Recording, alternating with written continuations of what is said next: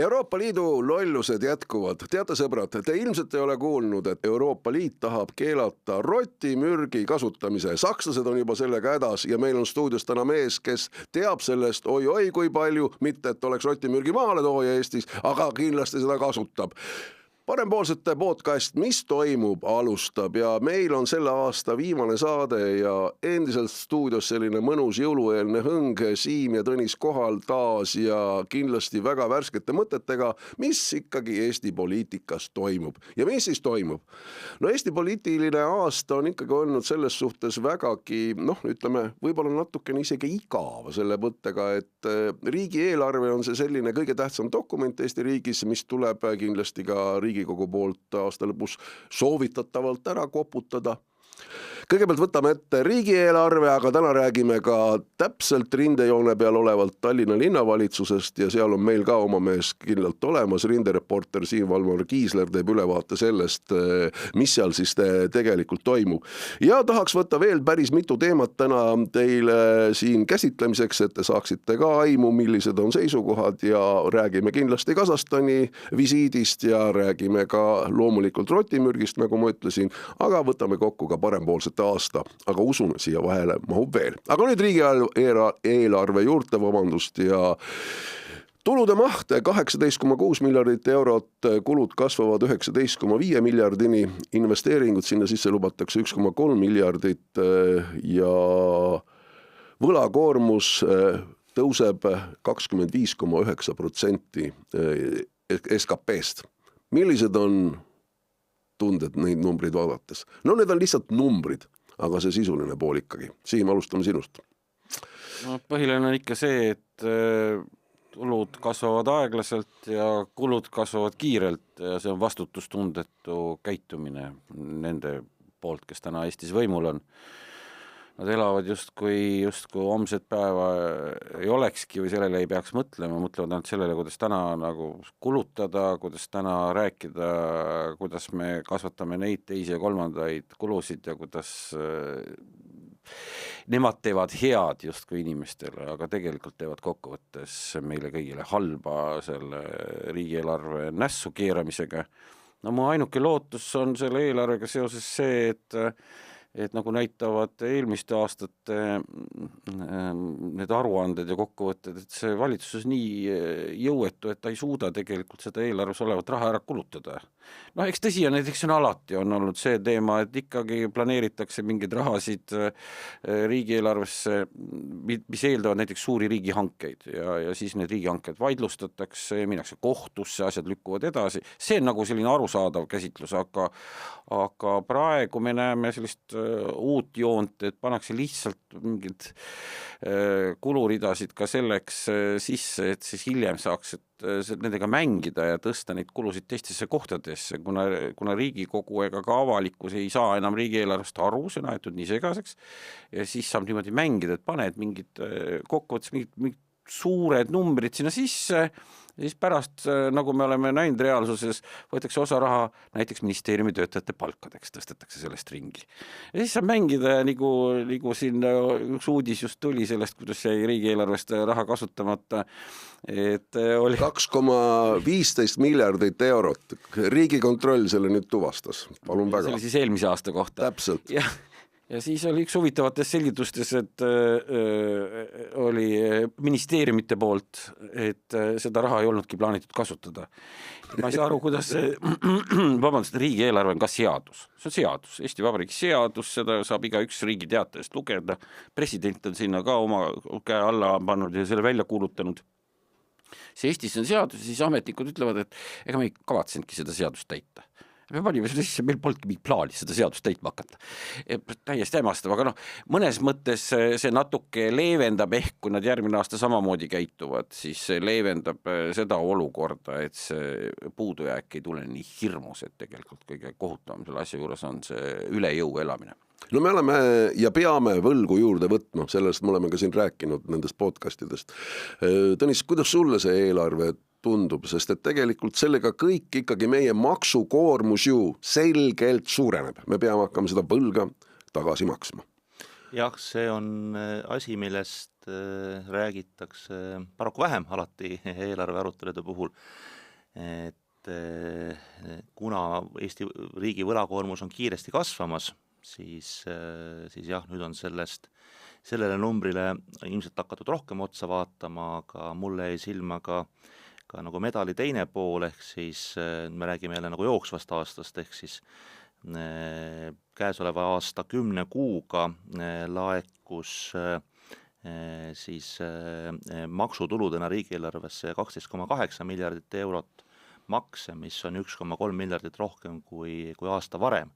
Ehk see siis näitab tegelikult seda, et jah, lisaks võlakoormusele kasvab ju reaalne ka maksukoorem, mis on Eesti inimeste, Eesti ettevõtete õlul, ehk olukorras, kus meil on jätkuvalt kiratsev majandus, võtab riik üha rohkem raha nii-öelda süsteemist välja, ega siis see raha, mis jõuab nagu maksudena riigieelarvesse suurel määral, see lisaväärtust enam ei loo, lisaväärtust SKP mõistes luuakse ikkagi erasektoris, maksuraha läheb nii-öelda riigiaparaadi ja ülalpidamiseks ja muude riigi poolt tehtavate kulutuste katmiseks, ehk see on nii-öelda niigi kilatsevast majandusest lihtsalt raha välja nagu võtmine.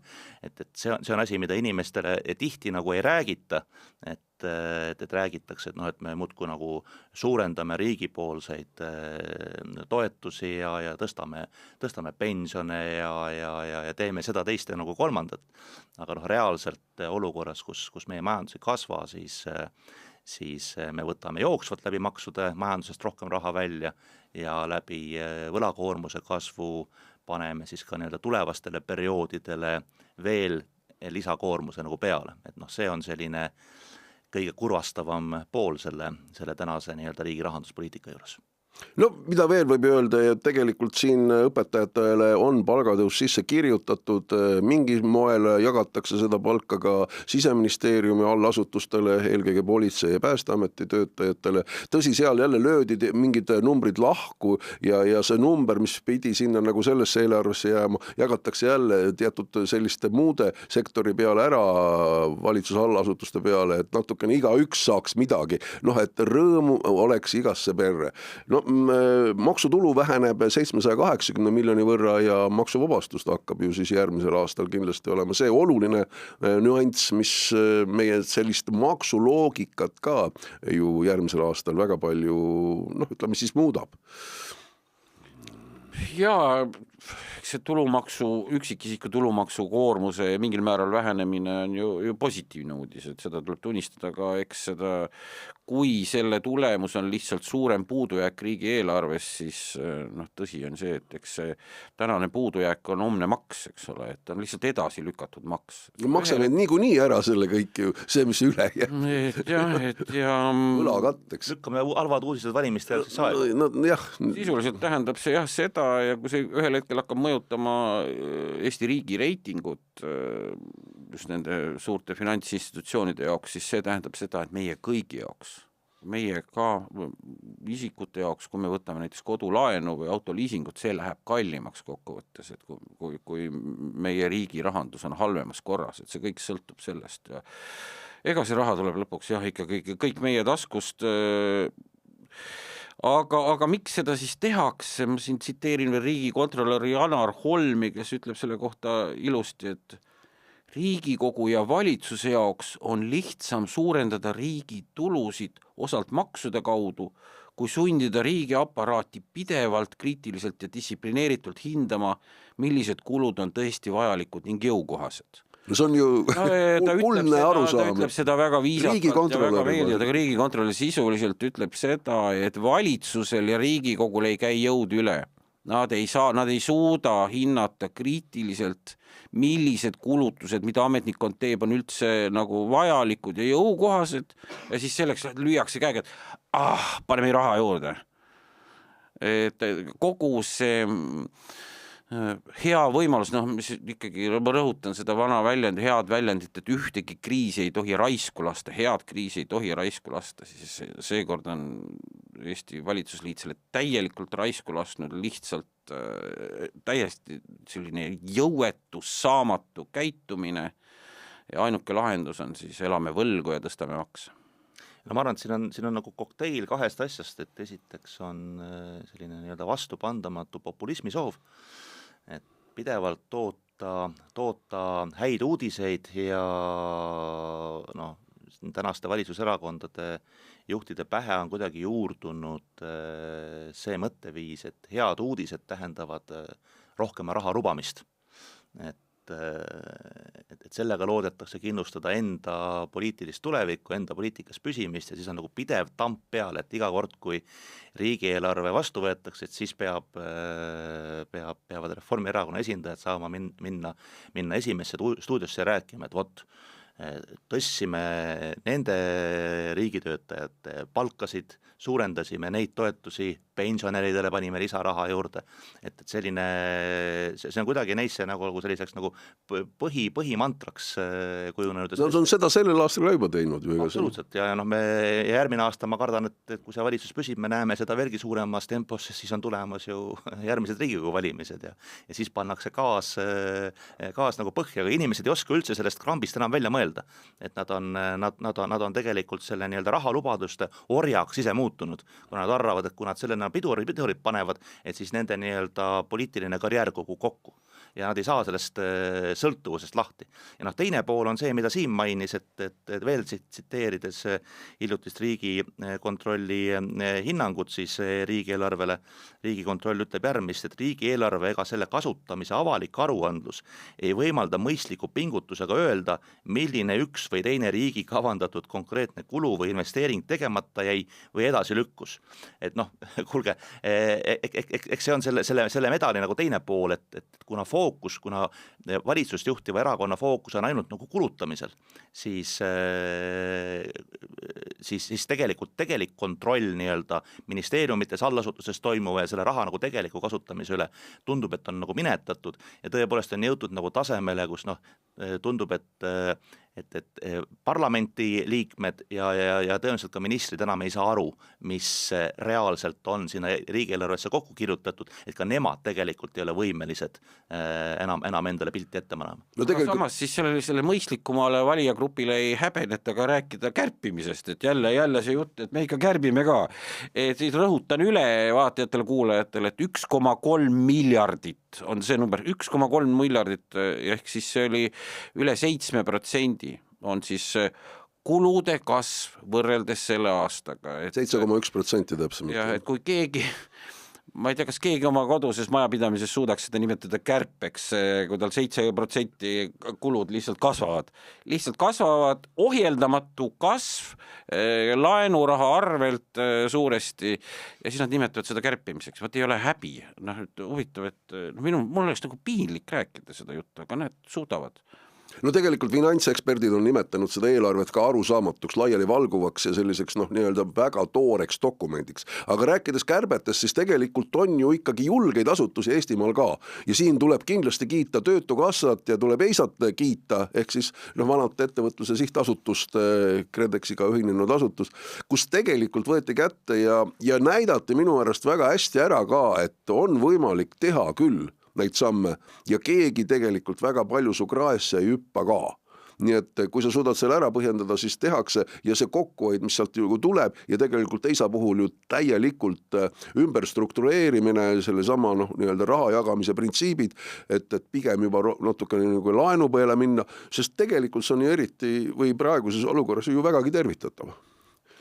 Jah, ma arvan, mis positiivset uudiste poolt vaadata, siis Töötukassa ja EISA, siis Töötukassa kulude kärpimine ja ka tegelikult fookuse ümberseadmine ja EISA reform, need mõlemaid on vedamas hiljuti erasektorist tulnud juhid, siis Töötukassa puhul Gert Tiivas ja EISA puhul siis Ursel Velve, mõlemad on pikka aega olnud oma kogu varasema elu erasektori tippjuhid ja nüüd on siis nii-öelda astunud piirist üle tulnud riigiasutust juhtima ja näha on, et nad vaatavad sellele asjale teistsuguse pilguga, et et üks pool, millest võib-olla, mis on meediasse rohkem jõudnud, on need nii-öelda struktuurikärped, et seal on nagu koondatud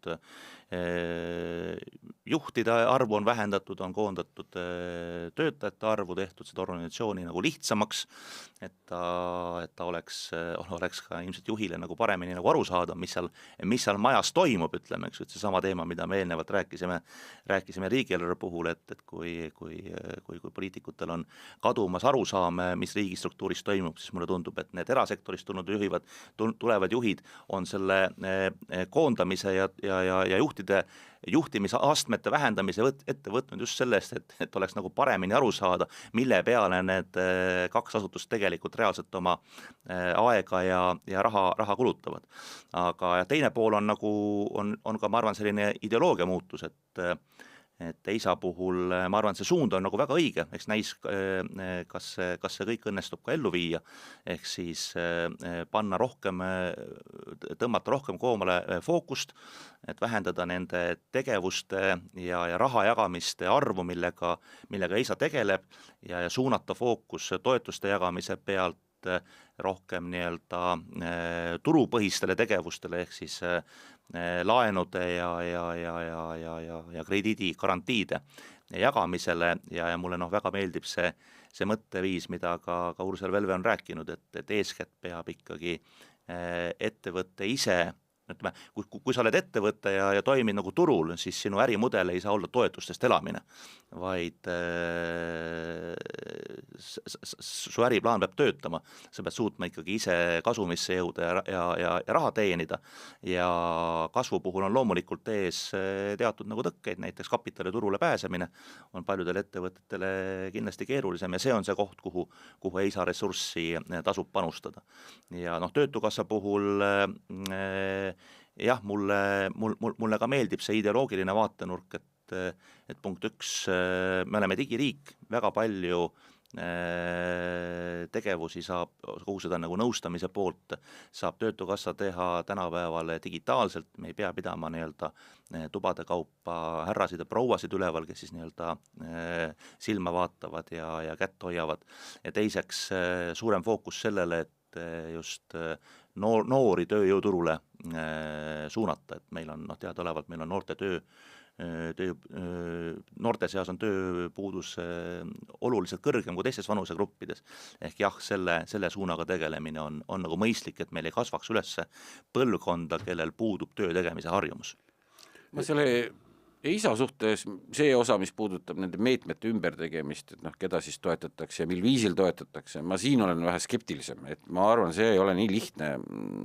Tegelikult EISA on ikkagi rakendusasutus, kes neid asju ellu viib ja need toetusmeetmed, need võetakse ikkagi vastu, kirjutatakse vähemalt formaalselt kokku ministeeriumites ja nad on kas siis valitsuse otsusega või ministrite otsustega tulevad need konkreetsed meetmed, sõltuvalt seal, kuidas need üles on ehitatud.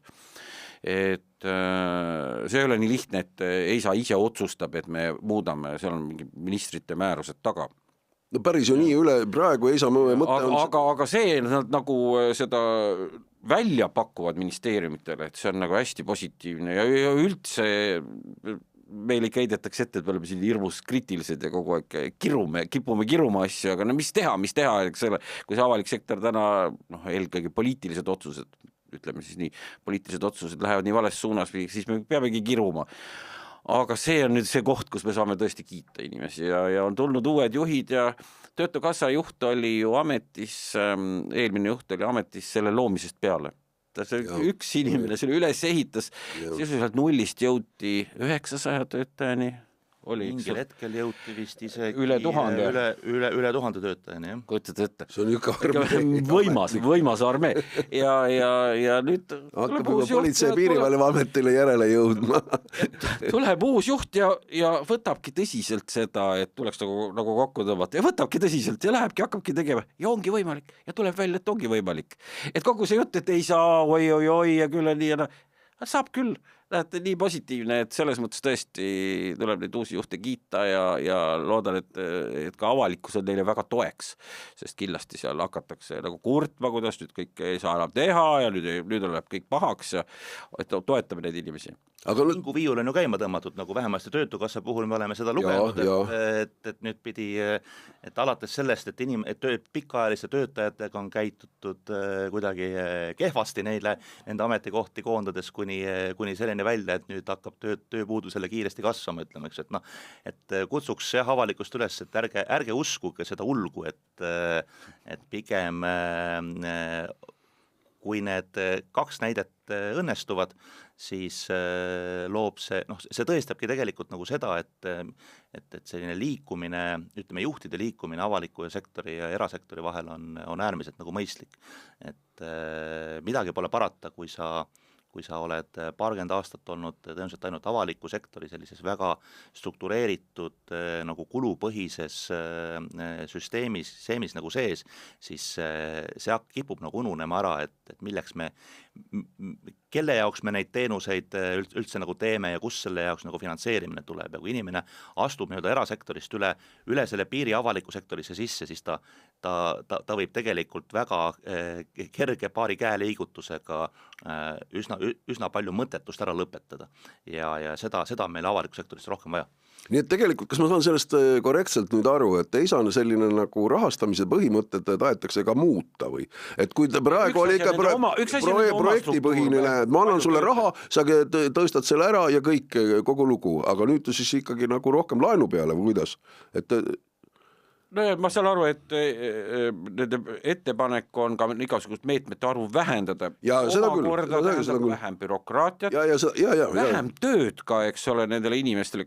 Iga meetmega kõik ametnikud askeldavad ja siis seal hindamiskomisjonid ja kõik teevad, eks ole, et kui on neid meetmeid vähem ja nad on kontsentreeritud ja rohkem suund sellele tõesti, et sul on see oma äriidee peab kandma, et kellel on vaja lihtsalt finantsvahendeid mingiks perioodiks, aga see idee ise nagu kannab välja, et praegu ta on väga palju liikunud selle poole, et võta proovi kätte. Minu arust on täna, kui vaadata kogu seda nagu riigi ettevõtlustoe poolt, et siis on väga palju selliseid meetmeid, kus seda raha sisuliselt lihtsalt pudistatakse laiali, et kui me võtame ka ettevõtted, kelle käibed on seal miljonites, isegi 10 miljonites, et kui ta nüüd kirjutab taotluse, et ta saab kuskilt 10 000 eurot toetust ühe või teise tegevuse nagu läbiviimiseks, et kuulge, oleme reaalsed, et see ei muuda selle ettevõtte jaoks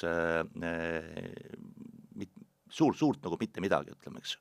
Et kui need tavaliselt need meediad töötatakse välja selleks, et on mingisugune nii-öelda ministeeriumi tasandil või riigi tasandil nii-öelda poliitikaplaan, et me peame teatud küsimustes on vaja nagu arengut ja siis tahetakse motiveerida, et ettevõtted võtaks mingisuguse süsteemi kasutusele, et siis teeme sinna nagu toetusmeetme ka nagu taha. Et ega tihti on see tegelikult selline lihtsalt raha laiali nagu pudistamine aga selle kõigega kaasab bürokraat, et sul on vaja nagu ametnikke, kes siis nii-öelda menetlevad, kõigepealt kirjutavad valmis nii-öelda korra, kuidas neid 10 000 või 5 000 nagu toetlusi jagama hakatakse ja siis hakatakse neid avaldusi vastu võtma, keegi nagu kontrollib, et seal nagu väärkasutust ei ole, ütleme, eks ju. Ehk kümned inimesed teevad tööd, mille tulem tegelikult on mõttetu ja ilmselt palju väiksema rahalise väärtusega, kui kogu see raha, mida seal laiali jagatakse ja palju see süsteem raha jagamise käigus ise nagu ära sööb. Nojah, see kontroll on eraldi teema, see on mitmeastmeline, aga ma toon ühe näite varasemast, üks ettevõtja mulle kunagi, see oli tõsi küll, see oli KIK-iga, Keskkonnainvesteeringute Keskusega, aga üldine loogika sama, jutt oli eurorahast, energiatõhususe meede. Üks ettevõtja tahtis osta ühe seadme, mis hoidis tal kokku ka elektrienergiat kõvasti, samal ajal kasvatas ta töö efektiivsust. Ja väga hea meede, 50% toetust. Nii, väga kõva toetus nagu määr.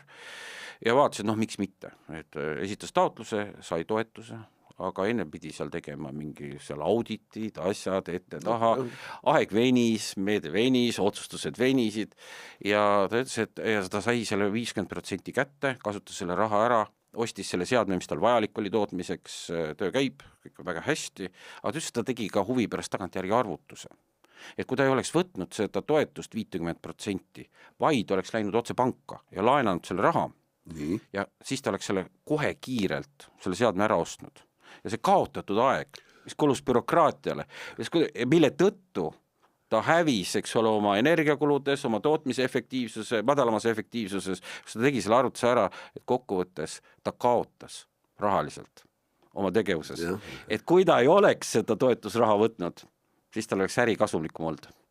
Et minust hea näide, et kuidas tegelikult ka mõelda, et kui see kogu see venitamine ja passimine ja kõik need käivad ja otsustavad ja kõik jauravad ja arutavad, et ärist tuleb asju teha kiiresti. See on ka väärtus ja kui nüüd seda suudetakse tõesti tõsta seal samas eisas selle sama mõtteviisi muutusega, see on väga-väga hea. No nii, sõbrad, järgmisena aga teeme algust uue rubriigiga ja see on rindereporteri rubriik ja siinkohal on meil otse rindejoonelt olemas mees, kes seda asja kõike teab ja näeb pealt. Tegemist on lihtsalt sellise valgekraelise luurajaga, ta ei ole päris nagu nii-öelda automaadiga seal, aga teab ja tunneb kõike ja me räägime Tallinna linna valitsemisest ja Siim Valmar pidasin sind siin silmas ja tegelikult juba esimesi märk on õhus, et opositsioon ehk ka sina ja teie kaasa arvatud parempoolsed hakkate seal vaikselt nagu lõhki minema ja põhjustatud on see sellest, et Põhja-Tallinna linnaosa kogu vanema või kuidas seda nagu täpsemalt nimetatakse, see ei ole linnaosa vanem, et see on selline nii-öelda kohaliku tasandi juhtimisorgan. Valimistel siis Jevgeni Kristofovitš, reformierakondlane, sai seal nagu paremad palad endale ehk valiti siis esimeseks ja see on tekitanud juba sellist frustratsiooni opositsiooni sees, et Reformierakond hakkab juba vaikselt oma mingit mängu seal susima. Kuidas lood on, Siim? Räägi nüüd selles mõttes lahti otseselt, kes kellega käib ja kas üldse kellegiga käiakse või ongi seal juba nagu nii-öelda tõsised lahkeelid sees? No sa küsisid eelmises saates ka, et kas siis opositsioon teeb seal omavahel koostööd, eks ole, ja siis ma ütlesin niimoodi rõõmsalt, et ikka teeme, et teatud hääletustes koordineerime ja mis puudutab. No oma chat on teil kuskil telefonis olemas, opositsioon, Tallinna linnavolikogu. Jah, info liigub, eks ole. Ja küll, info liigub. Ma ei räägi, ma ei kirjeldan täpselt, mis kanalis, aga on. Vastus on jah, aga ikkagi opositsioon seal suhteliselt ebaoluliselt kohti loomulikult me ei aruta, kes saab volikogu esimeheks, seda ei saa meie seal otsustada, aga ikkagi seal komisjonide aseesimehed. Loomulikult see käib asja juurde. Ja tõesti, koguneti kolmekesi, esimesel kohtumisel olin ka mina parempoolsete esindajana, 3 erakonda, sotsid, Reformierakond, parempoolsed. Edaspidi käis küll meie poolt, parempoolsete poolt käis Indrek Luuberg, sest vahepeal valisime ta oma fraktsiooni juhiks Tallinnas ja siis andsid talle need kontaktid üle. Aga tõesti käis nii nagu need kokkulepped käivad, istusime laua taga, arutasime linnavolikogu komisjonide aseesimehed, kuidas jagame 3-3-3 või jagame kuidagi teistmoodi, eks ole, praktilised otsused ja siis vastavalt, eks ole, esitas Reformierakond oma kandidaadi, sotsid ja parempoolsed toetasid, esitasid parempoolsed oma kandidaadi, jälle sotsid ja Reform toetasid. Ja see kokkulepe, mis me tegime siis Maris Lauriga ja Jevgeni Ossinovskiga, see pidas nii kaua, kui see oli Reformierakonnal kasulik. Ehk siis need linnavolikogus toimunud hääletused läksid täpselt nii, nagu me olime kokku leppinud ja selle tulemusena sai ka Reformierakond oma 3 komisjoni aseesimehe kohta linnavolikogus. Siis järgmine kokkuleppe osa, või sama kokkuleppe osa, oli siis ka need linnaosakogude esimehed. Ja seal oli siis ka jälle praktiliselt ära otsustatud, et kes siis kuidas ja esimene nendest linnaosakogude valimistest toimus siis Haaberstis tegelikult. Ja seal oli siis kokkulepe, et Reformierakond ja sotsid toetavad parempoolsete kandidaati sellele linnaosakogu juhi kohale. Et Lembit Loo oli meie kandidaat, aga ootamatult, mitte päris ootamatult tõsi, Reformierakond nii palju siis oli, et nad ütlesid, aga ei olegi kokkulepet, aga ei olegi. Ja läksid reformierakondlased kohale ja toetasid hoopis Keskerakonna kandidaat. Juhan Hindovi. Ja just, ja hoopis Juhan Hindov valiti. Kuigi opositsioon oli Haaberstis tegelikult häältega enamuses.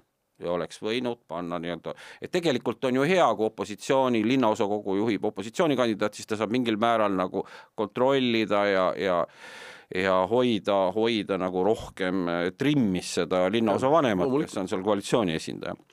Aga ei, Reformierakond toetas Keskerakonda ja siis edaspidi hakkas Keskerakond toetama teistes linnaosades jälle Reformierakonna kandidaate. Ja mis siis juhtus, hakkas Reformierakond, no meie vaatasime ka seda, me isegi ei läinud esimese hooga sellest nagu maailmale rääkima, ütlesime, nagu väga inetu, mis te teete. Aga sotsid muidugi tõstsid selle teema nagu väga suurelt kohe üles.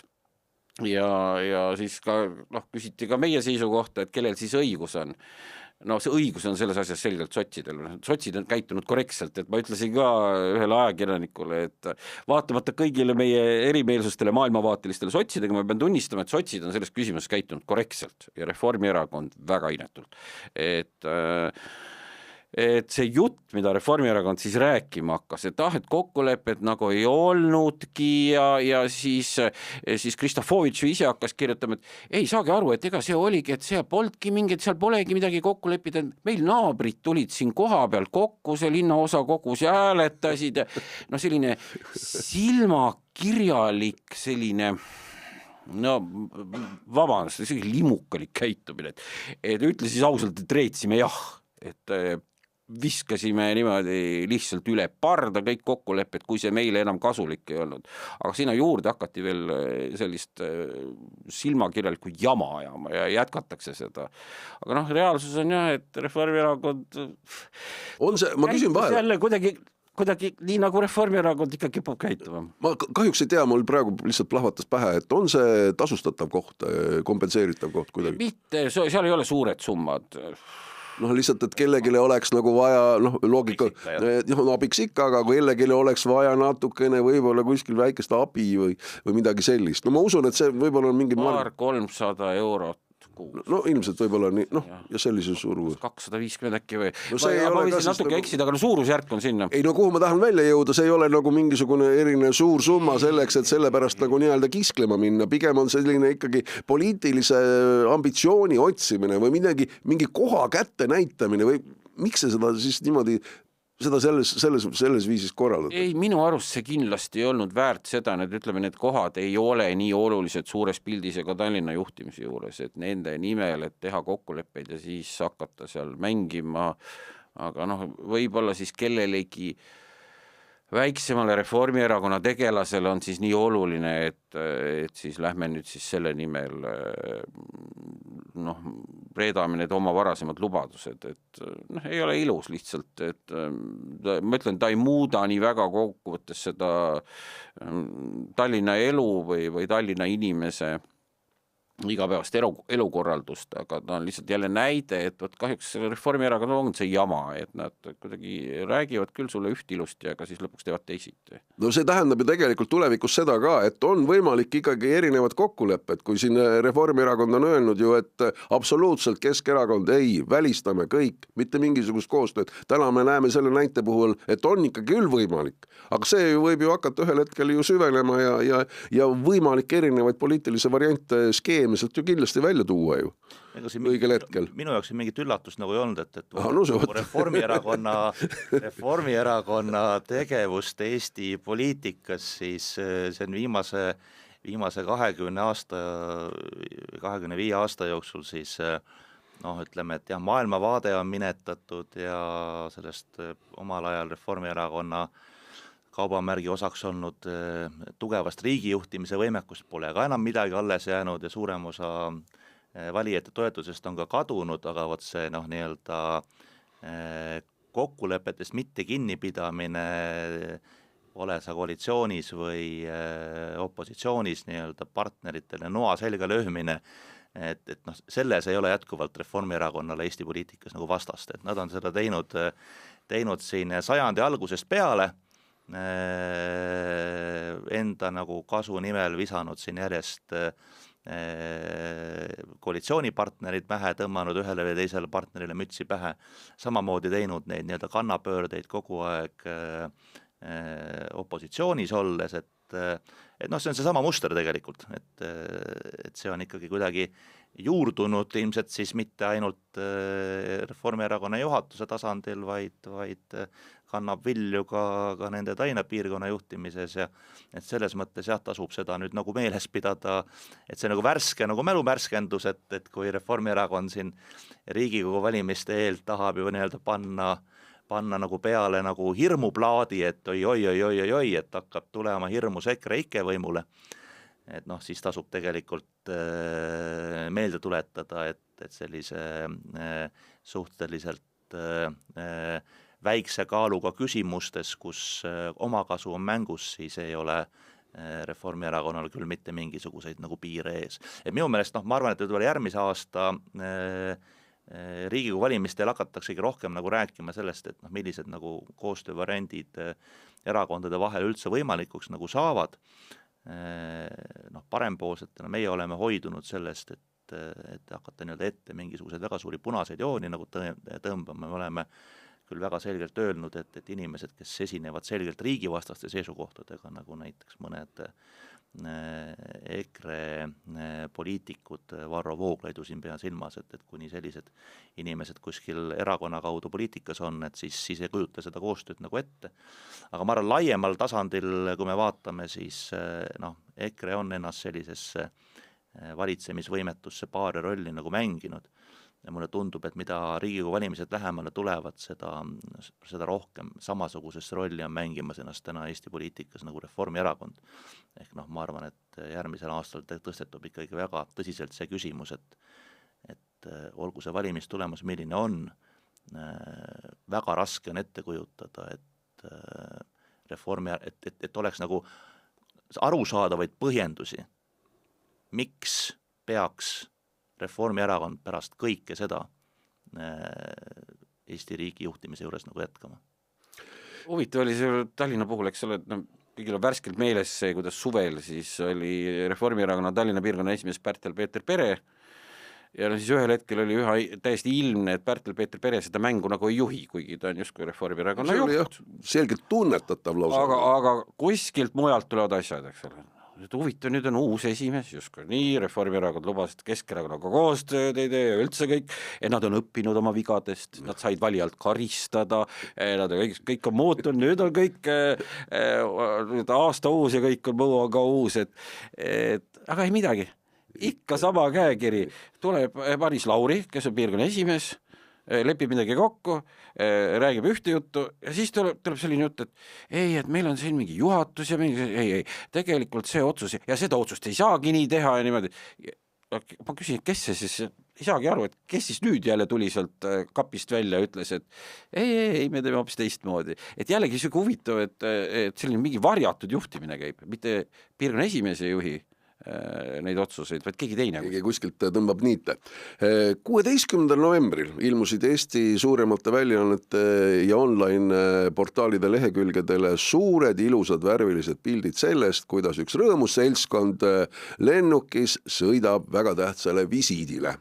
Esiplaanil presidendipaar, taga lennuk täis toredaid inimesi, siin laua ääres istujatest keegi seal ei olnud, nii et meil päris siseinfot sellest lennukipardal toimunust ja edasisest ei ole. Küll aga on see praegu kindlasti Eesti poliitilisel maastikul jätnud suure jälje. Ja me räägime siis presidendi ja Eesti äridelegatsiooni visiidist Kasahstani, president Kassym-Jomart Tokajevi kutsel ja see sinna oli palju erinevaid kohtumisi, mille järelm on see, et seal tekkis üks selline väga suur poliitiline intriig, kui president Alar Karis tahtis siis ülikooli esinevas peetud kõnes ikkagi nagu seda Vene teemat sisse tuua natukene ja Ukraina abistamist ja kõike muud sellist. Seda on väga palju nüüd analüüsitud ja selle tagajärjel siiski ikkagi otsustati, et need punktid jäävad välja ja mis nüüd on siis leitud, järelm on siis see, et suursaadik Japora on siis tagasi astunud, et tema oli ka seal kindlasti üks selline inimene, kes andis siis vajalikke soovitusi. Kuidas see täpselt käis, tõesti me ei oska öelda, kuna meie inimest selles seltskonnast ei olnud. Aga see on tegelikult selline koht, mis on ka presidenti võtnud, kus president on võtnud nõuks väga tõsiselt ka sõna võtta. Tõsi, ma ei tea, kuidas tema selline postitus küll avalikkuse ette lekkis, kus ta toob siis välja, et midagi on siin nagu päris valesti, aga milliseid selliseid järelmeid me võime siit ikkagi sellest kõigest teha, see on nüüd siin kestnud päris pikalt juba mõni nädal ja kindlasti selles valguses on juba president välja öelnud, et tema järgmiseks ametiajaks ei kandideeri, mis tegelikult on ka üsna pea ka aktuaalseks saamas presidendivalimised siin ka Eestis. Nii et tegelikult tundub, et siin on mingisugune väga suur poliitiline vopaa kuskil aset leidnud. No minu pikk sissejuhatus sellele oli, aga ma tahtsin selle teema selgeks rääkida.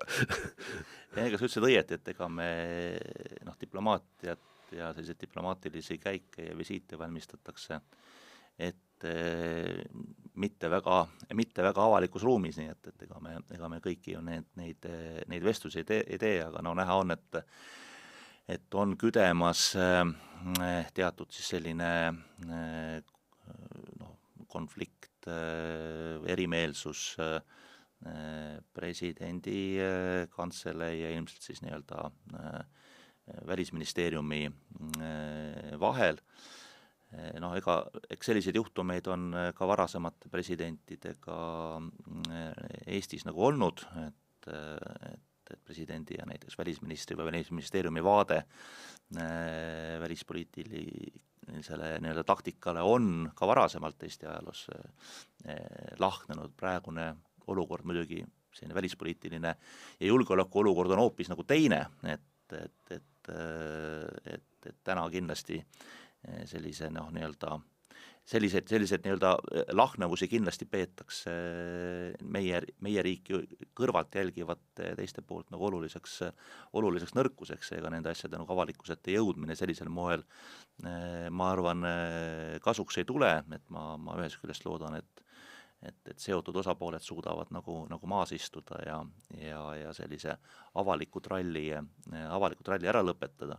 No tõsi on see, et Eesti on eeskätt parlamentaarne riik, mitte presidentaalne riik, et välispoliitika teostamine, misel on jäme ots valitsuse käes ja president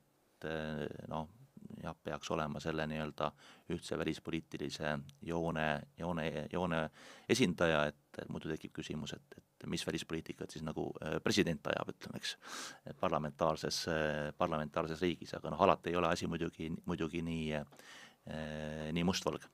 Me oleme väga väike riik ja seetõttu me peame olema väga ühtsed oma sõnumites ja ideaalis peaksid nii president kui Riigikogu esimees, Riigikogu väliskomisjoni esimees, välisminister, nii edasi, suursaadikud, kõik räägime ühte juttu, kõigil on ühed jutupunktideks sulle kogu aeg. No, see on üks loogiline, jah. Ja tegelikult ju palju aastaid on see Eestil väga hästi õnnestunud.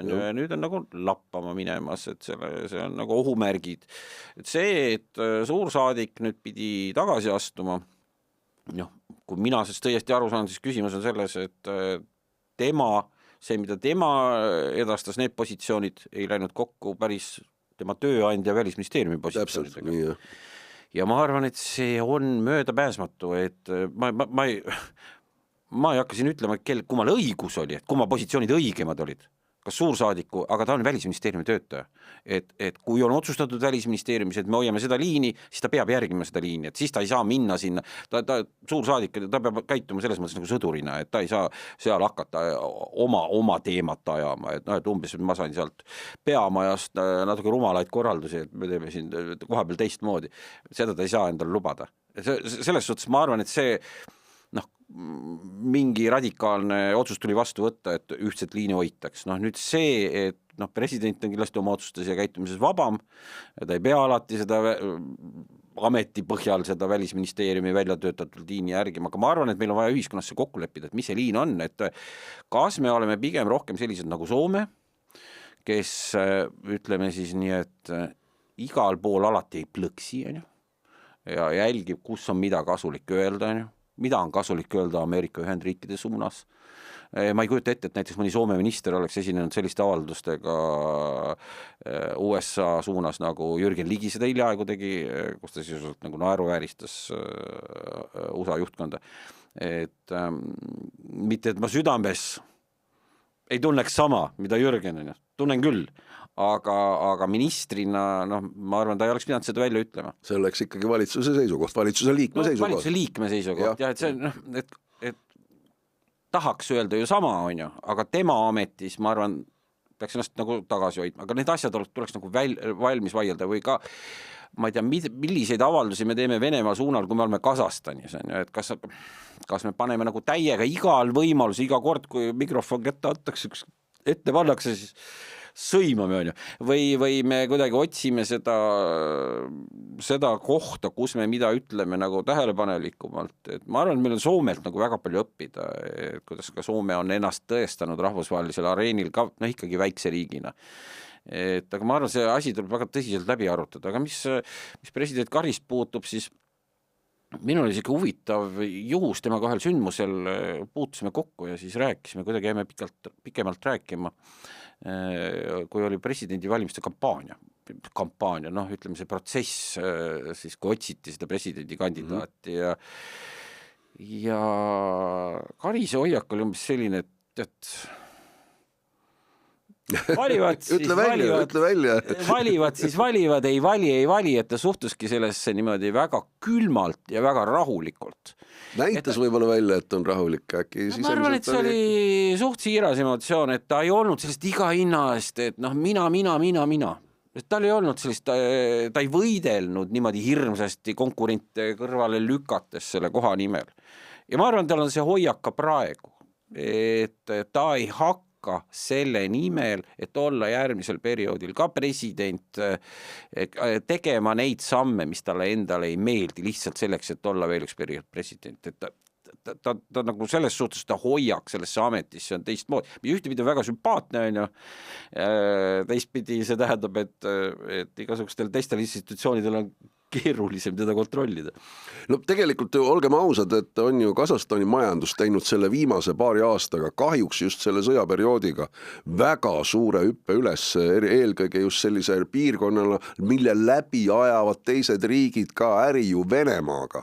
Seal heaolu on tõusnud märgatavalt, aga eks ta riigina üritab jääda ka selliselt nagu neutraalseks, ta näeb, et see Venemaale siirduv kaup, mida nad seal siis vahendavad ja kõike muud sellega teevad, nendele oluline osa sissetulekust ja nad ei taha ka Venemaaga riidu minna, samas tahavad ikkagi natukene vaadata ka siia Euroopa poole, et oleks ikkagi selline väikene korralik diplomaatia selle koha. Kasahstan ja teised selle piirkonna riigid, nad tänases nagu selles julgeolekupildis üritavad ju nagu laveerida ühelt poolt Venemaa, teisest küljest Hiina ja siis kolmandalt poolelt tahavad kõigile meeldida lääne vahel ja igast mitte sattuda kellestki väga palju nagu sõltuvusse ja samal ajal teha kõikidega äri ja selle pealt raha teenida, et eks see on nagu nende vaade, teisest küljest, kui siit nagu Eesti ja teiste piiriäärsete riikide poolt vaadates, siis meie huvi ka kindlasti, ühine huvi on kindlasti see, et Kasahstan ja teised Kesk-Aasia riigid ei satuks vabaneksid võimalikult palju Venemaa sõltuvusest ja ei satuks samal ajal liiga suurde sõltuvusse Hiinast, mis see on nagu ühine huvi, ma arvan, selle regiooniga. Teisest küljest meie vaade on ka nagu see, et Venemaa otsib täna just selliste kolmandate riikide kaudu ju võimalust, et kuidas sellisel nagu maailma poliitika areenil nagu tegutsemist jätkata, ehk ennast nagu normaliseerida. Ja ma arvan, et see on see, millele peab Eesti diplomaatia koos Euroopa diplomaatiaga vastu hakkama, et ikkagi nulltolerants igasugustele Venemaa normaliseerimise püüdlustele. No ja tegelikult lõpuks on ka ju tõsiasi see, et see äridelegatsioon, mis seal kaasas viibis, et ega tegelikult need lepped, mis seal lõpuks nagu sõlmiti või käepigistused, mis ära pigistati, ega nad tuleb välja eriti kuskile välja võib-olla ei jõua, võib-olla mõne ettevõtte puhul ikkagi midagi jõuab, aga tahaks loota, aga vähemasti selline teadmine meil siia praegu jääb. Ühest visiidist veel tahtsin ikka tegelikult rääkida ja see oli selline tore Tiibeti visiit ju, mille pealt on siis väga palju ka ikkagi tekkinud furoori, et seal 2 kodanikku, Riigikogu liikmed Juku-Kalle Raid ja Marek Reinaas olevat siis seal kangesti hakanud purjutama ja seal jälle nagu omi asju ajama. Ma olen Juku-Kallega sellel teemal rääkinud ja Juku ütleb, et see on täiesti ilmvõimatu ja tema ei tea, kus selline lollus ja jutt välja on üldse läinud, aga ilmselt seal delegatsiooni sees, ta ise nainis ka, on inimesi, kellele ikkagi teatud asjad ja protsessid ei meeldi ja sellega siis ikkagi üritatakse kuskil nagu asja vahtu lüüa. See on jälle taas selline, kuidas seda nimetatakse, siis poliitiline susimine või ärategemine või halvustamine, ma ei oskagi öelda. No ma ei tea, palju seal oli tõtt. Igatahes on see, mida mina tean. Mis asi oli ilmavõimetu, et Juku-Kalle alkoholi tarbis või? Tema ei ole sellist asja teinud, et ta oleks läinud Lama nii-öelda residentsi lõhnadega. Sellist asja pole olnud. Lõhnadega, no jah, ma arvan, et see on siiski ilmvõimalik, aga ma ei tea ja juures ei olnud, rohkem ei oska midagi öelda. Et see oli ka tegelikult taas, mul välispoliitikaga seoses tuli taas jälle meelde, et see selline ka huvitav nüanss siin Eesti välispoliitikas vahepeal, aga tegelikult on tõsiseid asju juhtunud Eesti sisepoliitikas veel ja alles paar tagasi Riigikogu uputas ära siis õpetajate karjäärimudeli. No selle ümber on taas ikkagi väga palju piike murtud ja vaieldud ja samamoodi ikkagi üritatud veel kuskilt otsast nagu tõestada, kas see on vajalik ja kellele see vajalik on ja miks ta vajalik on seal poolt ja vastu hääl ja lõpuks ta ikkagi ära tehti. Kuidas sa, Tõnis, seda näed, et tegelikult ju mingisugune liikumine edasi ikkagi on sellel teel, et me oleme siin väga palju rääkinud, et haridust on vaja reformida, ja see on siis praegu üks samm, tõsi, me ennest rääkisime ka, et õpetajale palgatõusu ka natukene ikkagi eelarvega lubati 2026. aastaks. Jah, aga minu meelest on ta samm täiesti vales suunas. No näed, mina lootsin, et õiges suunas. Jah, me oleme seda teemat ka nagu varem puudutanud ja et on olnud, selle taustaks on nagu tänase haridusministri Eesti 200 juhi Kristina Kallase mingi niisugune sügav sotsialistlik veendumus, et kõike peab kangesti nagu reguleerima, ministeeriumist nagu juhtima ja selle osa on siis ka nagu arusaam, et ministeerium peab määrama õpetajate palga ja ministeerium peab ära reguleerima selle, kuidas siis see palk erinevatele õpetajatele tekkima hakkab ja selleks on meil siis vaja seda karjäärimudelit.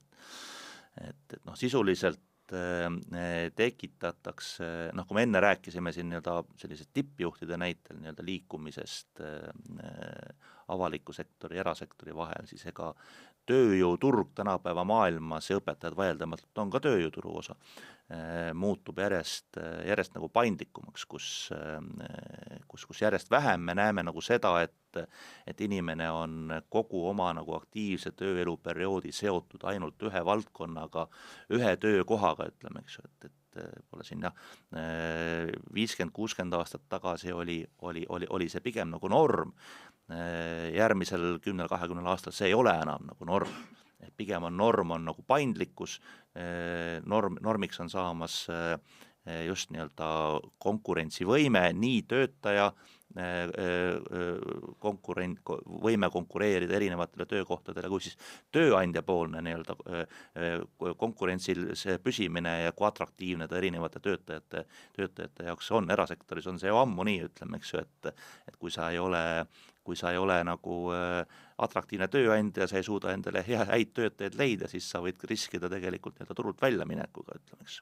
Ja ega need samad normid kehtivad väga palju ka ju õpetaja ametite puhul, paljud koolijuhid on ka nagu mulle seda ise rääkinud, et on teatud erialasid, reaalainetes näiteks, ma ei tea, füüsikaõpetaja või muu, ütleme, eks ju, kus tihti see õpetaja ongi, parem õpetaja ongi võib-olla mitte see, kes ei ole nagu väga pika erialase õpetaja ja kogemusega, sest neid inimesi ei ole väga palju võtta, vaid ta on keegi, kes on töötanud erasektoris on olnud käsipidi nende asjade juures, millest ka koolitunnis rääkida saab ja keda koolijuhid hea meelega tahaksid kooli õpetajaks tuua. Aga nüüd selle asemele hakatakse ehitama sellist Elsa Gretškinalikku sellist mingisugust suletud astmelist nagu süsteemi, mis siis hakkab inimestele ütlema, et vot sa pead nagu pärast ülikooli lõpetamist pead nüüd siia nagu õpetaja ametisse nagu siia sisse tulema, me paigutame su siia nagu lahtrisse sa hakkad saama nii palju nagu astmelist nagu palka ja vot, kui sa nüüd oled siin tegelikult tublisti selle ametikoha pealt nagu distsiplineeritud nagu 20 või aastat edasi olnud, ütleme, et vot siis on su palk on nagu selline. Et kuulge, tänapäeva tööturul selline karjäärimudel, see toob kaasa 2 asja. Esiteks, ta motiveerib pigem madala saavutusvajadusega inimesi, kellel on tegelikult elus nagu oluliselt kõrgem motivatsioonihuve, ta ei taha sellise nii-öelda suletud karjäärimudeliga süsteemi nagu tööle minna, ta leiab endale nagu teise väljundi. Ehk me hakkame tegelikult suunama õpetajaskonda pigem mitte selle peale, et kuidas nagu tipud kooli tuua, vaid kuidas pigem sellised keskpärased inimesed õpetajaks nagu satuksid, kes tulevad sinna nii-öelda tiksuma, et hea, stabiilne, rahulik töö, ütleme, eks, et eriti enne pensionile minekut saavutan siis oma nii-öelda nagu sissetulekute nagu tippu, ütleme, eks. Et see on nagu väga selgelt üks tulem ja teiseks ta tekitab selle samasuguse asja, mida me näeme paljudes nii-öelda Lääne-Euroopa nagu riikides, kus sellised karjäärimudeleid ei ole mitte ainult haridussüsteemis, vaid väga palju mujalgi avalikus sektoris, kus ja selle tulemus on see, et nooremaid inimesi sinna enam väga palju peale ei tule.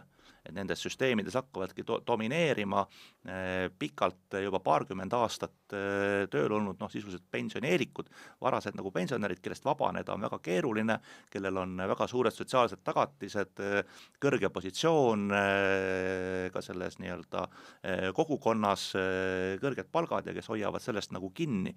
Ehk tegelikult kogu see nii-öelda avatus uuendustele muutub nagu veelgi vähesemaks. Ehk ma arvan, et tervikuna väga kahjulik seadus, mille Riigikogu vastu võttis.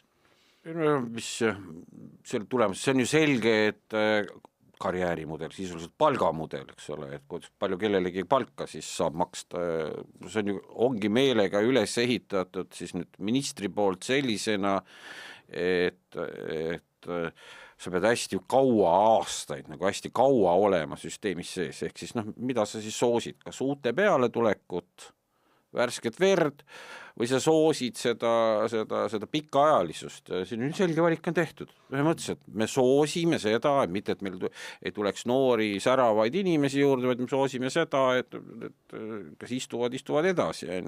Mina ei ole ka veendunud, et õpetaja headus tuleneb sellest, kui palju aastaid ta koolis on töötanud, et kui on 10 aastat töötanud, siis on juba nagu hea õpetaja, 20 aastat, siis on veel parem, 30 aastat, 40 aastat, siis ta kogu aeg läheb paremaks. Minu arust elus ei ole niimoodi, eks ole, et mida me siis nagu premeerime, kas aastate arvu või nagu päriselt nagu seda headust või seda, et pannakse neid portfelle kokku ja siis tõestatakse kuskil komisjonide ees, näidatakse oma töid ja räägitakse mingit projektidest, mida nad on teinud ja siis saadakse seda kõrgemat astet. Mitte midagi juhtus, kui seda kõik ei oleks. Kui kogu see töö ja vaev, mida see haridusministeerium nüüd on teinud, kui see kõik lihtsalt tühistada ja puruks rebida ja lihtsalt võtta vastu otsus, et see tühistada see seadus, mitte midagi juhtuks. Elu läheks paremaks, et ikka palgaläbirääkimisi peaks pidama ikka tööandja ja töövõtja. Mitte keegi suvaline, enamus koole rõhutan, endiselt Eestis koolipidajad on kohalikud omavalitsused, mitte riik. See ei ole üldse tegelikult Kristina Kallase asi. No, täpselt, jah. Ja ma arvan, et koolijuhtide elu läheb sellest seadusest väga palju raskemaks, sellepärast, et nemad nüüd teavad, et sellised karjäärimudelid ja igasugused komisjonid, need tegelikult soosivad sellist nii-öelda nagu jäika ametiühingute süsteemi. Ja koolijuhid hakkavad selgelt nagu tunnetama, et kuskil nende kõrval nemad ju tegelikult nagu juhina vastutavad selle eest, et kui head haridust konkreetses koolis pakutakse, aga nende otsustusvõimet hakatakse ära lõikama ja selle asemel hakkab kuskil istuma nii-öelda ametiühingu boss ja meil tekib palju selliseid väikseid Reemo Voltreid siia Eestisse, ütleme, eks ju, kes hakkavad nagu määrama ja ütlema, et oi, ütleme, eks ju, et tuleb ikka hinnata seda nii-öelda 30 aastast staaži, ärge sekkuge. Ja et ma arvan, et mul on koolijuhtidest kahju. Nii et tegelikult praegu kujutasin ette just vanemat õpetajat, kes siin aasta lõpus jälle istub kalendri ees, juba umbes 15 aastat on pedagoogina töötanud, tõmbab siit jälle aasta maha, 2025 sai läbi, 2026 ma saan natukene rohkem palka, sellepärast et mul hakkas uus mingi periood seal käima. Ja samas kuuleb vaikselt, et kuskil nurga taga keegi krõbistab ja need on rotid, sellepärast et see oli hea üleminek praegu. Need on rotid, sellepärast et Euroopa Liit on vahepeal vastu võtnud uue seaduse, mis hakkab siis piirama rotimürgi kasutamist ja Saksamaal juba seda tehtud on, minu teada, või selle sama uudise põhjal on teada ja ekspert on meil taas stuudiost omast käest võtta. Siim, sa kohe kangesti sulle ei meeldi selline tegevus, mida nüüd taas on Euroopa Liidu poolt ette võetud. Isiklikult väga ingese teema. Tõsi, vastu veel ei ole võetud, et asi on veel töös. No esi on tea küll, jah. No, ma siin läksin nagu liiga... Saksamaal on otsustatud, et siis 1. jaanuarist. Jah, no uuest aastast. Uuest aastast siis mitte inimene ei saa ise panna siis sellele närilisele seda mürki, vaid ta peab kohale kutsuma selle vastava firma ja maksma sellele siis väidetavalt Saksamaa hindades vähemalt 400 eurot. Siis. 400 eurot? Jaa. No seal on igasugused muidugi põhjendused jälle, et mürk teeb haiget nendele närilistele, kes hukkuvad siis piinarikkalt selle käigus. No kohe isiklik emotsioon, ma ei tea, kas teie olete kokku puutud, mina olen lapsepõlves, minul üks võikamaid helimälestusi on see, kui hiire lõks teeb niimoodi klõps ja siis hiir karjub seal valust seal lõksu sees, ja siis vahel ka saab surma, aga vahel saab lihtsalt viga, eks ole, on mingi kuidagi jalg murtud ja kinni või midagi, ja mis siis selle hiirega edasi teha ja ma ei tea, kas teistel on ka lapsepõlves sellised mälestusi, aga minul on no midagi võiks pikalt edasi rääkida, aga kuidas me nüüd siis ja siis, aga nüüd siis veel igasugust põhjendusi, kuidas see mürk võib sattuda loodusesse sealt edasi ja kui sa seda oma toanurka ise paned, aga siis kui tulevad profid, siis ei sattu see mürk kuhugi. No kuidas me oleme, kuidas me oleme jõudnud, et Euroopa Liit, milles olid sellised ilusad idealistlikud põhimõtted, 4 suurt vabadust, tegeleb sellega, et ta arutab, kuidas mina seal oma maakodus maksumetsa serval Läti piiri lähedal, kuidas ma võin närilistega võidelda seal. Et no mida paganat, ma ei kujuta seda ette, kui see päriselt hakkaks Eestis kehtima. Ma arvan, ta hakkab kehtima. Ole rahulik, ma arvan küll, meil siin ametnikud jõuavad ka varsti selleni. Ja Eesti ametnikud ja meil oleme esirinnas. Postimehe info järgi toetasid seda seisukohta. No, pannagi see, eks piirangud sellistele ainete kasutamisele loomulikult Euroopa Liidus olemas niikuinii. Eks peavadki olema, käitumise piirangud ja kõik asjad. See ilus formuleering, et me sealt kaotame võimaluse ära, et me siis seal ei lase inimesele endal nende närilistega oma kodus võidelda. No see on ikka väga suur probleem saab see olema. Ma ei tea, kas inimestel peaks ütlema, et mingi nüüd poodi ja ostke neid rotimürki kokku. Jah. Ma ei tea, kas seal ka kähtivusaeg on, äkki liiga palju hakatakse ette varma. Täiesti nagu mõttetu lollus, no lase inimestel elada, laske elada, aga näed, istuvad ametnikud ja teevad ja keegi istus ja mõtle selle välja, et teeme nii ja piirame seda ja kes siis, ma ei kujuta ette, kui Eesti maa inimesed, aga ka linna inimesed, näiteks Mustamäel ühe uudise järgi on väga suur Lasnamäel, palun sõida sinna samasse Smuuli tee äärte Esborgi restorani juurde, pane auto sinna parkima, seisa natukene aega ja sa näed, kus rottide armee jookseb ümber selle sama Esburgeri kioski seal ringi, prügikastide all. Mul on isegi videod tehtud siin, et praegu ma siin neid videosid siin produtseerida ei saa, aga seal on siuksed parajad volaskid panevad ringi. No inimesed oma maakodudest võivad nagu kirjeldada neid pilte, et see on sisuliselt, sul ongi 2 varianti, et kas sa kuidagi hävitad neid või sa lihtsalt ei saa elada seal kohas, et midagi ei ole parata, miks Euroopa Liit sellega tegelema peab, miks meie seda jälle toetame? Kus see kõik nagu tuleb? laske need ametnikud lahti, kes nii käituvad, me ei oska muud öelda. Väike kahtlususs on sees, et võib-olla see idee on alguse saanud mõnest edukast lobiprojektist, et eks neid, sest sellega tekitatakse ju turg teatud tüüpi firmadele, ütleme, eks, ja muidugi, närilise tõrjega, need ettevõtted on igal pool riigis olemas ja kui nüüd tekib nagu olukord, kus ainult spetsialiseerunud firmad tohivad näriliste püüdmisega tegeleda, siis loomulikult kogu selle sektori käive kasvab, ma arvan, mitte kordades, vaid 10 kordades. Jah, aga ühte kohta ma tean, kus vähemasti närilisi ei ole ja seal on tegelikult vaikne, tore ja armas töökeskkond ja see on parempoolsete kontor, mis siin Tallinnas ühes ärihoones asub, seal rotte ei ole.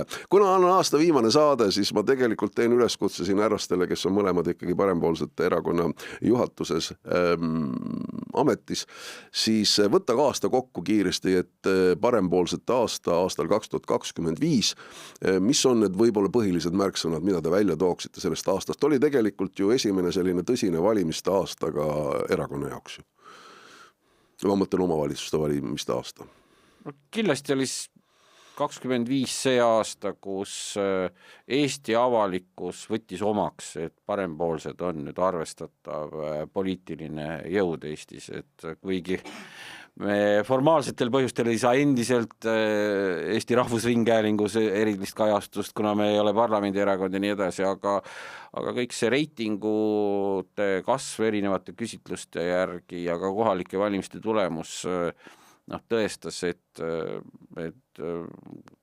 kui kõik läheb, plaan töötab, plaani järgi saab parempoolsetest järgmistel Riigikogu valimistel ka Riigikogu erakond, et me oleme ennast nagu kehtestanud ja see meie algne idee, et me oleme selgelt Eesti kõige parempoolsem erakond, kes maailmavaateline erakond, ja et üldse maailmavaatelise erakonnana on võimalik olla arvestatav jõud täna Eestis, sest paljud erakonnad ju mõtlevad nii, et oleme populistlikud, lubame sinna, lubame tänna ja tühjasest maailmavaatest, et me oleme suutnud tõestada, et on võimalik ka maailmavaateliselt täiesti käituda ja seejuures läbi lüüa, et ma arvan, et see on selle 25. aasta tegelikult nagu tuleb, 2025 jääb see ajalukku, see märk, kus minu arust see läbimurre aset leidis ja meie liikmete arv ikkagi vähehaaval pidevalt kasvab, tahaks, et võiks kiiremini liituda parempoolsetega,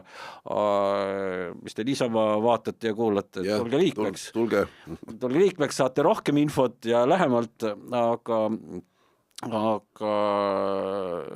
jah, et me kasvame ja liigume õiges suunas. Tõnis.